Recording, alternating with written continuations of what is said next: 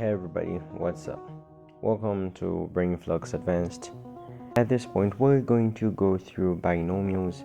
So I'm gonna make a playlist. So in this one, I'm just going to introduce the understanding or the intuition behind the topic of binomials. So let's get into it and let's define what a binomial is.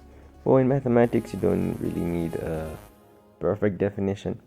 But one thing that you need to know is that the word bi means two. So when you're dealing with a binomial, you get two terms. You need to have two terms inside a bracket.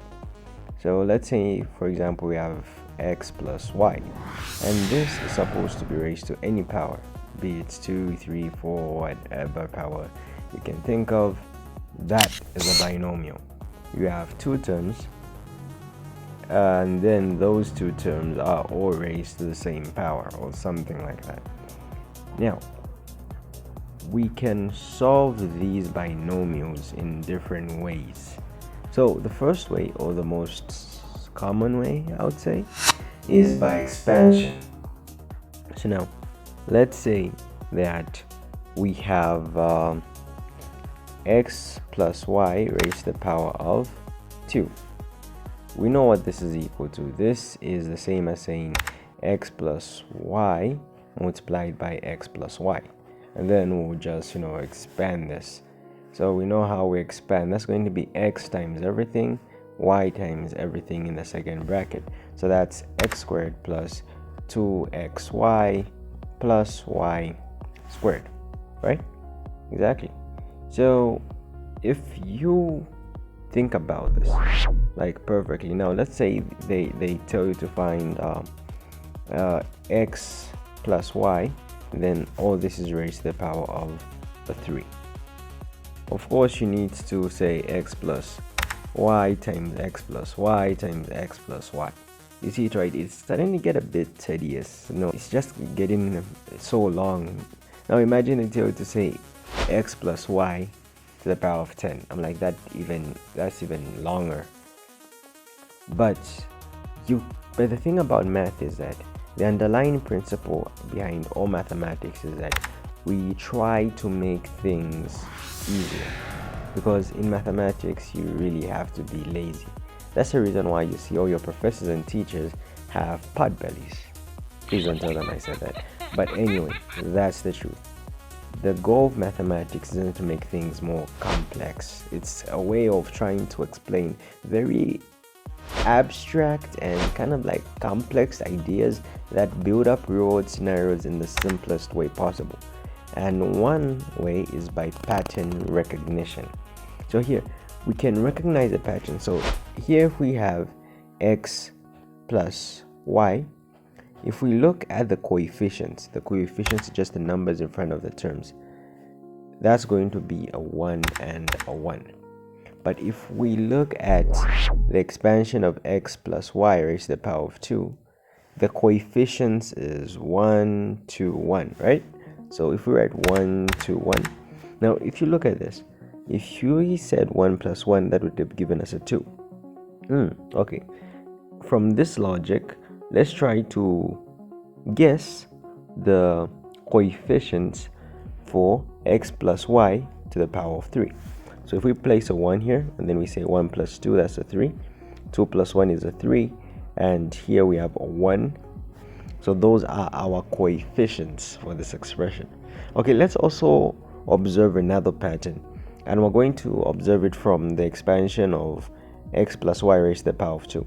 If we look at x, the first term of the expansion is x squared. Remember, this entire thing was to the power of 2. So the first thing is x squared. And then the next x is just, to the power of 1.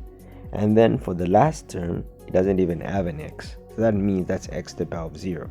So we can see that the power of x is decreasing along the way for some reason.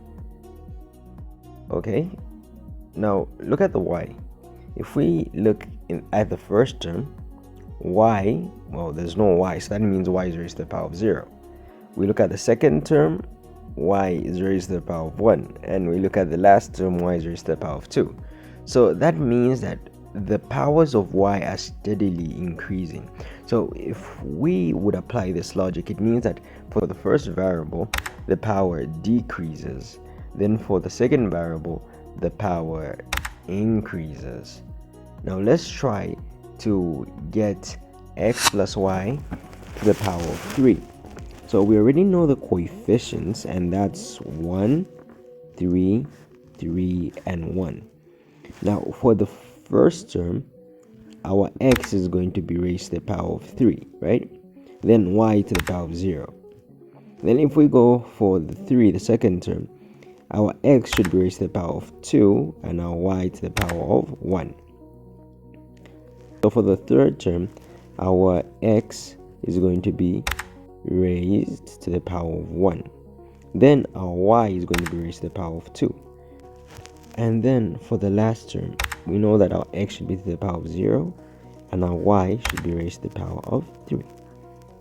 Let's just clean this up, and we have our x cubed plus 3x squared y plus 3xy squared plus y cubed. And that's the expansion for x plus y raised to the power of 3. You can try it out using expansion. Let me know if it gives you the same answers. You can just pin that down in the comments. So wait, what's this triangle? This triangle is called Pascal's triangle, and it basically works for any other thing. So if we wanted to find the coefficients for a binomial raised to the power of 4, here we'll just say 1, and then that would give us 4. 3 plus 3 is a 6, that's a 4, and that's a 1 there. So these would be the coefficients, and we'll just apply the same principle where the first variable would have decreasing powers, and then the second variable would have increasing powers. But imagine they told us to say they want us to find x plus y raised to the power of 20. Imagine drawing out this entire triangle. It would be massive, right? So remember, the goal of mathematics is to make things easier. You need to be lazy. So there is this theorem, or this tiny formula, that we call the Binomial Theorem, which helps us to find the expansion of binomials that are raised to a significantly high power in the easiest way possible. And actually, the binomial theorem also helps us to identify a specific term, because if you use Pascal's triangle, you are going to find all the terms in the expansion. But in exam context, you're rarely asked to find the full expansion. Sometimes maybe they'll just give you a certain binomial, like the example that we had, x plus y raised to the power of 10. Then they'll tell you to find the fifth term or the sixth term. And an examination is all about time, so if you use Pascal's triangle, drawing it out and then expanding everything and then pointing out the fifth term would take so much time and it would be so tedious. So we can just use the binomial theorem, and by understanding how we use the combination and the position of r, n, it can help you save a significant amount of time.